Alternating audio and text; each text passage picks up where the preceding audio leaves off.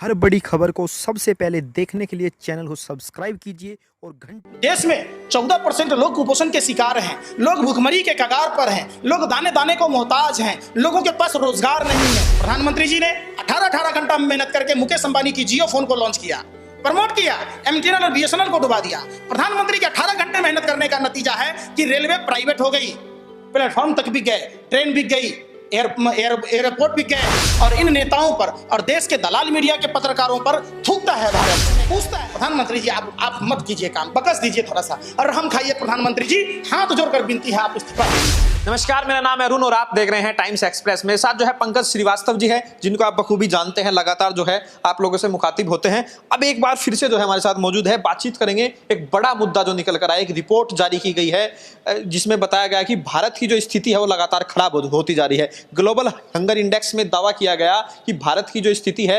107 देशों की लिस्ट में भारत का 94वां नंबर है। तो यहाँ पर भुखमरी की कगार पर लोग किस तरह से पहुंच रहे हैं उसको लेकर बातचीत करेंगे। तो भुखमरी में हमारे देश की जो हालात है उसको आप कैसे देख रहे हैं? 107 देशों में 94वां नंबर, अफगानिस्तान जैसी हालत हमारी हो गई है। बिल्कुल, देश के हुक्मरानों को शर्म करना चाहिए। जिन लोगों को संविधान बचाने की जवाबदेही है, जो लोग सत्ता में काबिज लोग हैं, वो इतने बेशर्म, इतने निर्लज कैसे हो सकते हैं? ये सवाल उठता है, सवाल पूछता है भारत। और इन नेताओं पर और देश के दलाल मीडिया के पत्रकारों पर थूकता है भारत, पूछता है। आज़ादी के 74 साल बीतने के बाद जो प्रधानमंत्री जी अपने को गरीब का बेटा साबित करने के लिए जो अरबों रुपया खर्च करते हैं, एक बात बताइए, गरीब का बेटा 8500 करोड़ के प्लेन में चढ़ेगा क्या? गरीब का बेटा 5 लाख का बूट, 10 लाख का सूट पहनेगा, 1.5 लाख का चश्मा पहनेगा? ये कैसी गरीबी है? तो ऐसी गरीबी प्रधानमंत्री जी देश के उन हर भूखे लोगों को देते तो समझ में आता। अब देखिए, सवाल उठता है, ग्लोबल हंगर इंडेक्स 2020 के मुताबिक 107 देशों में हमारा 94वां स्थान है। हम 14% जो लोग हैं कुपोषण के शिकार हैं।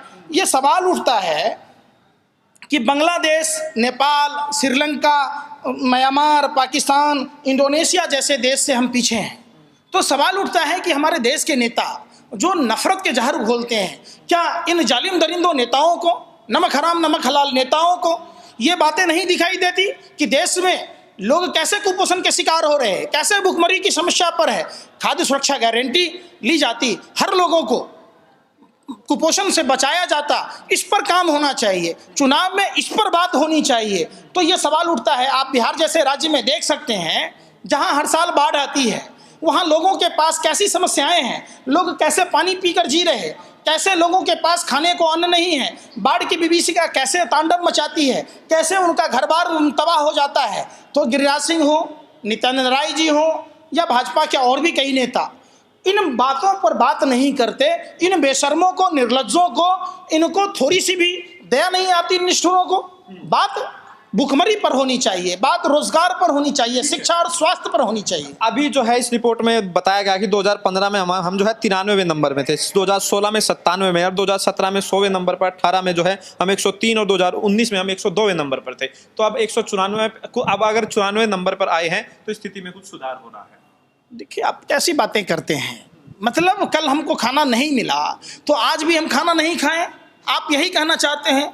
अरे आप सत्ता में बैठे हैं, जो प्रधानमंत्री लगातार कहते रहे हैं, जो गरीबी का ये करते हैं, ब्रांडिंग करते हैं, तो क्या वैसे प्रधानमंत्री को और उनके मंत्रिमंडल के सदस्यों को देश में जो तमाम मुद्दे हैं उनको छोड़कर भुखमरी से निजात पाने के लिए क्या कानून नहीं बनानी चाहिए? आपको लग रहा है सरकार का पूरा फोकस क्या है? इन सारे मुद्दों पर फोकस नहीं है, फोकस चुनाव पर है, चुनाव जीतने पर है, प्रचार पर है, प्रसार पर है, पार्टी किस तरीके से आगे बढ़े, उन सारी चीजों पर ज्यादा फोकस है। एक बात बताइए, जब लोग नंगे पांव पूरे देश के मजदूर घर जाने को विवश थे, तो जो प्रचार गाड़ियां भाजपा जनता दल यूनाइटेड की देखते हैं, हाईटेक पूरा LCD से वो लैस होकर जो गाड़ियां घूम रही है, इतनी गाड़ियों का व्यवस्था अगर उन मजदूरों के लिए कराया होता तो उन मजदूरों के पैर से खून नहीं टपक रहे होते। रैली के लिए तो इंतजाम हो जाता है गाड़ी, यही बात, हेलीकॉप्टर तक की व्यवस्था हो जाती है। लेकिन जब हमारे देश के आवाम की बात होती है तो उनके लिए गाड़ियां मुहैया नहीं कराई जाती है, देश के सरहदों के जवानों के लिए हेलीकॉप्टर नहीं मुहैया कराए जाते। लेकिन चुनाव में ये नेता अपने अय्यासी में एक कोई कसर नहीं छोड़ना चाहते। हम इन नेताओं को कहना चाहते हैं, थोड़ी सी शर्म किया होता और चुल्लू भर पानी में डूब मरना चाहिए। जिस देश के गरीब जनता के टैक्स के पैसों से वेतन भत्ता लेते हो, कभी उनके बारे में सोच लिया करो। देश में 14% लोग कुपोषण के शिकार हैं, लोग भूखमरी के कगार पर हैं, लोग दाने दाने को मोहताज हैं, लोगों के पास रोजगार नहीं है, लोग अपना इलाज नहीं करा सकते, थानों में एफआईआर दर्ज नहीं करा सकते। ऐसे में जब नेता, सांसद, विधायक, मंत्री, प्रधानमंत्री तमाम इन मुद्दाओं से ध्यान भटकाने की कोशिश करता है तो इन नेताओं का असली चेहरा उजागर होता है। और खास करके बिहार में जब लोकतंत्र का पर्व है तो बिहार की जनता से अपील करना चाहते हैं कि आप अपने बच्चों के भविष्य के लिए, देश के भविष्य के लिए, अपने परिवार के भविष्य के लिए इन जालिम दरिंदों नेताओं का बहिष्कार कीजिए। जो 15 साल का कर्जा भाजपा, लोजपा, जदयू के नेताओं को दिए हैं उसका हिसाब लेने का टाइम है। उनसे पूछा जाए क्यों नहीं हमारे यहाँ अस्पतालों में एम्बुलेंस की व्यवस्था होती है, जिसके कारण बच्चे की मौत हो गई। 10 रुपए की दवा के कारण चमकी बुखार में हजारों बच्चे मर गए। क्यों नहीं अस्पतालों में डॉक्टरों की बात होती है?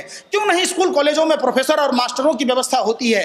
क्यों नहीं थानों में बिहार पुलिस या कहीं भी देखिए कि वहाँ कर्मचारी नहीं होने के कारण एफआईआर तक नहीं लिखी जाती है, माँ बहन बेटियों की इज्जत आबरू नहीं बचती है। तो आखिर इन सब मुद्दों पर क्यों नहीं बात करती है? तो आपको क्या लग रहा है इन सारे मुद्दों को लेकर पार्टियां गंभीर है या फिर स्थिति जस की तस है? क्योंकि लोगों के जो मुद्दे हैं, जनता के जो मुद्दे हैं, उनको एड्रेस नहीं किया जा रहा। बिल्कुल, सबसे पहले तो चुनाव आयोग से हम बात करना चाह रहे हैं कि चुनाव आयोग के माननीय जो लोग हैं उनको ये चीज़ होना चाहिए कि जो पार्टियां घोषणा पत्र में घोषणाएं करती है, अगर वो उस घोषणा पर खरी नहीं उतरती है तो उनकी चुनावी जो दल का मान्यता है उसको रद्द कर देना चाहिए। दूसरी बात, हम जाति, धर्म, भाषा और प्रांत में फंसे रह जाते हैं, तभी ये जालिम दरिंदे नेता हमारे सामने वही नफरत का जहर परोसते हैं। आइए हम अपने घर और मकानों से निकलें, इन जालिम दरिंदे नेताओं का जो अपने ही देश को, अपने ही मुल्क को बेच रहे हैं, बर्बाद कर रहे हैं, जो हमें झूठा आश्वासन देते हैं, लगातार 15 साल से देते आए हैं, उनसे हम फिर एक बार सवाल करें कि प्रधानमंत्री जी, आपके कहने से बिहार में ट्रिपल इंजन की सरकार बिहार की जनता ने दी, आपके पार्टी के 39 सांसद चुन के बिहार ने भेजा, तो क्या आपके सांसद बिहार में शिक्षा की बात कब करेगी? कब स्वास्थ्य सेवाओं की बात होगी? कब बिहार के युवाओं को नौकरी की बात करेगी? कब बिहार में हर साल जो बाढ़ आती है कोसी, कमला, गंडक, बागमती, महानंदा नदियों पर डैम के निर्माण की बात करेगी? कब किशनगंज में अलीगढ़ मुस्लिम यूनिवर्सिटी का जो शाखा खुला उसके फंडिंग चालू की जाएगी? इसकी बात करेगी। आपको क्या लग रहा है इन सारे मुद्दों को लेकर? बेरोजगारी की जो स्थिति है, लेकिन सरकार प्राइवेटाइजेशन, जिस तरीके से बड़े स्तर पर प्राइवेटाइजेशन चल रहा है, बिहार के अंदर बड़ी कंपनी फैक्ट्री नहीं है, उसको लेकर नीतीश कुमार ने बता ही दिया है कि यहाँ पे तो लग ही नहीं सकती है। तो आपको क्या लग रहा है, बेरोजगारी इतना बड़ा मुद्दा है? और जो, क्योंकि अगर लोगों के पास रोजगार होगा, काम धंधा होगा तो भुखमरी का सवाल नहीं होता। देखिए, हमारे यहाँ की जो सबसे बड़ी समस्या है, अगर बाढ़ समस्या का निदान होगा तो पर्यटन उद्योग को बढ़ावा मिलेगा। हमारे यहाँ कृषि होगा, पशुपालन होगा, मत्स्य पालन होगा। तो सबसे बड़ी समस्या, सभी पॉलिटिकल पार्टियों से कहना चाहते हैं, बिहार में बाढ़ की समस्या का निदान है। अगर इस समस्या का निदान होगा, हम जो बाहर के प्रदेशों से कमा के आते हैं, मेहनत मजदूरी करके आते हैं, वो पैसा हमारा बाढ़ में, सुखाड़ में चला जाता है। मेहरबानी करके आप लोगों से हाथ जोड़कर विनती है कि बिहार में बाढ़ समस्या के निदान की बात कीजिए, ताकि हमारा बिहार उत्तम प्रदेश बने, सबसे आगे नंबर 1 का प्रदेश बने। जो प्रधानमंत्री बिहार जी के चुनाव में पीछे कई बार बोलते आए हैं कि बिहार को नंबर 1 बनाएंगे, और उन्होंने बिहार को फिर सिटी बनाने का काम किया। प्रधानमंत्री जी, लिट्टी चोखा खाकर बिहारियों का अपमान करना बंद कीजिए। आप अगर कोरोना का संज्ञान लिया होता तो आज देश में कोरोना नहीं फैला होता। 22 विधायकों की नीलामी, ट्रंप के गुलामी और आपके अहंकार की नीति ने देश का भट्ठा बिठा दिया। इतना ध्यान आप अगर स्वास्थ्य सेवा पर दिए होते तो लोग आज तिल-तिल कर नहीं मर रहे होते, लोगों के रोजगार के अवसर नहीं छीने जाते, लोग एम्बुलेंस की कमी के कारण जैसे बच्चे की मौत हुई वो मौतें नहीं होती। प्रधानमंत्री जी, जाग जाइए, नींद से थोड़ा सा विवेक का इस्तेमाल कीजिए। 18 घंटे काम करते हैं आप, कह रहे जाग जाइए, 18 घंटे काम करते हैं, सोते कहाँ? ये शुक्र है प्रधानमंत्री जी का। भाइयों एवं बहनों, ये तो इन्होंने नहीं कहा 24 घंटे का नाम, नहीं तो हमारी चड्डी बिक गई होती, हम पेड़ पत्ते पहन रहे होते, जानवरों के शिकार कर रहे होते, पत्थर घसकर माचिस की जगह आग लगा रहे होते, घरों में चूल्हे जला रहे होते। ये प्रधानमंत्री 24 घंटा में तो ये हाल हो गया। गलवान घाटी में कैप्चर कर लिया चाइना। 24 घंटे का नाम नहीं बोला, 18 घंटा में ही देख लीजिए। प्रधानमंत्री जी क्यों इतना मेहनत करते हैं? बकस दीजिए देश की जनता को। आपने तमाम सरकारी जो सार्वजनिक संस्थाएं थी, आप अपने व्यापारिक मित्रों को इसलिए बेच दिया कि आपके पार्टी फंड में चंदा दिया। क्या है इलेक्ट्रल बॉन्ड? देश की जनता को बताना होगा। प्रधानमंत्री जी ने 18 घंटा मेहनत करके मुकेश अंबानी की जियो फोन को लॉन्च किया। प्रमोट किया, एमटीएनएल और बीएसएनएल को डुबा दिया। प्रधानमंत्री के 18 घंटे मेहनत करने का नतीजा है कि रेलवे प्राइवेट हो गई, प्लेटफॉर्म तक बिक गए, ट्रेन बिक गई, एयरपोर्ट बिक गए, इंडियन एयरलाइंस बिक गया, देश की और भी तमाम संपत्ति, भारत पेट्रोलियम बिकने के कगार पर है, एलआईसी है, बैंकें डूब रही है। ये तो प्रधानमंत्री के 18 घंटे काम करने का है। प्रधानमंत्री जी आप मत कीजिए काम, बकस दीजिए थोड़ा सा और हम खाइए। प्रधानमंत्री जी हाथ जोड़कर विनती है, आप इस्तीफा दे दीजिए। आपके 18 घंटे ने देश की जनता का जीवन मुहाल जीना कर दिया, इसलिए बकस दीजिए प्रधानमंत्री जी। आप एको घंटा काम मत कीजिए, हमें पुराना भारत लौटा दीजिए, जिस भारत में लोग खुशहाली के कगार पर थे। चमन में फूल हाथों में गुलदान रहने दीजिए प्रधानमंत्री जी, चमन में फूल हाथों में गुलदान रहने दो। ये हिंदू है मुसलमान की बातें रहने दो, मंदिर का भजन मस्जिद का अजान रहने दो। दो ही कौम की बात करती है ये, हिंदू और मुसलमान, हर बात में हिंदू और मुसलमान। अरे हमारे हाथ में तिरंगा, हमें पुराना हिंदुस्तान में रहने दीजिए प्रधानमंत्री जी, बकस दीजिए। हम अच्छे दिनों की बात आप कर रहे हैं, ये अच्छे दिन हैं। पहले अच्छे दिन जो सरकार थी, पहले की जो सरकारें थी, पूर्ववर्ती सरकारों में कर्मचारियों को बोनस दिया जाता था। प्रधानमंत्री जी के अच्छे दिन ऐसे आ गए कि लोन दिया जा रहा है। कोरोना जैसी महामारी में पहले की सरकारें अगर होती तो कोई भी मामला होता था, आपदा होता था तो राहत दिया जाता था। ये अच्छे दिनों की सरकार में लोन दिया जा रहा है, वो भी अपनी व्यापारिक मित्रों को, जो उनको पार्टी फंड में चंदा देते हैं। प्रधानमंत्री जी आप बताएंगे कि भाजपा जो कार्यालय बनाई है, 600 कार्यालय, इसके पैसे कहां से आए? क्या आपको अस्पताल की जरूरत नहीं समझ में आई? देश में 600 अस्पताल बना दिया होता, 600 शहरों में करोड़ों लोगों का इलाज हो रहा होता। इनका तो भाजपा का राष्ट्रीय अध्यक्ष इतना निर्लज्ज बेशरम है, कहता है तरीपार ने 600 बनाए, 400 में और बनाऊंगा।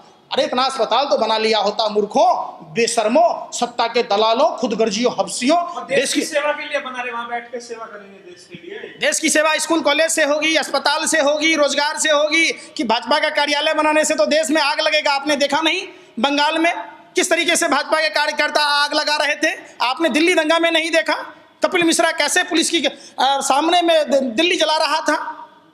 तो ये लोग बलवाई लोग हैं, ये लोग देशद्रोही लोग हैं, ये टुकड़े टुकड़े गैंग के लोग हैं। असली देश प्रेमी वो होगा जो जाति, धर्म, भाषा और प्रांत की बात नहीं करेगा, धर्मनिरपेक्षता की बात करेगा, सेकुलरिज्म की बात करेगा। राष्ट्र के निर्माण में सभी जाति, सभी धर्म, सभी भाषा और प्रांत के लोगों का एक साथ समन्वय करके देश को अग्रसर करेगा। आखिरी कमेंट है, बिहार चुनाव से कितनी उम्मीद है आपको? देखिए, हरियाणा में हाफ, महाराष्ट्र, झारखंड में साफ, हरियाणा में हाफ, महाराष्ट्र में साफ, झारखंड में सुपरा साफ, दिल्ली में बाप रे बाप, बिहार बंगाल में इनका होगा मुंडन साफ। बिहार की जनता बुद्धिमान जनता है, ये आर्यभट्ट की धरती है जिसने शून्य को बताया, ये गौतम बुद्ध की ज्ञानस्थली है, ये भगवान महावीर की जन्मस्थली है, माँ सीता की जन्मस्थली है, विज्ञानियों की, ऋषि महात्माओं की धरती है, महर्षि वाल्मीकि की धरती है, ये महर्षि विश्वामित्र की धरती है, ये गौतम और अहिल्या की धरती है। यहाँ झूठे, मक्कार, फरेबी, ढोंगी लोगों की कोई जरूरत नहीं। देश की जनता ये भगवा वस्त्र पहनकर जिस तरीके हिंदुत्व के नाम पर लोगों को ठगने का काम किया, इन भोली भाली जनता को ठगने का काम ये भाजपा के पाखंडी लोग, आरएसएस के रॉयल सीक्रेट सर्विस वाले लोग जिस तरीके से करते रहे, अब बिहार की जनता इनसे सवाल पूछेगी कि हमारे 15 साल के जो कर्जा हमने दिया है उसका क्या होगा, पहले उसका हिसाब दो, फिर नया कर्जा मिलेगा। ये डिफॉल्टर तो ये थे मेरे साथ पंकज श्रीवास्तव जी, जिनसे हमने बातचीत की। जो ग्लोबल हंगर इंडेक्स के जो नतीजे सामने आए हैं, जो रिपोर्ट सामने आई है, उसने जो है पूरे देश भर में एक बार फिर से जो है आंखें खोलने का काम किया है। सरकार उस पर जो है ध्यान दे, इस तरह की बात लगातार कही जा रही है। पंकज श्रीवास्तव जी है, तमाम मुद्दों को लेकर बातचीत की, बिहार में जिस तरह की जो स्थिति है उसको लेकर बातचीत की, चुनावी मुद्दों पर बातचीत हुई। आपकी क्या राय है पूरे इंटरव्यू को लेकर हमें जरूर बताइए, और बिहार चुनाव से जुड़ी हर अपडेट्स के लिए आप लगातार जो है टाइम्स एक्सप्रेस के साथ जुड़े रहिए। अरुण कुमार, टाइम्स एक्सप्रेस, पटना से।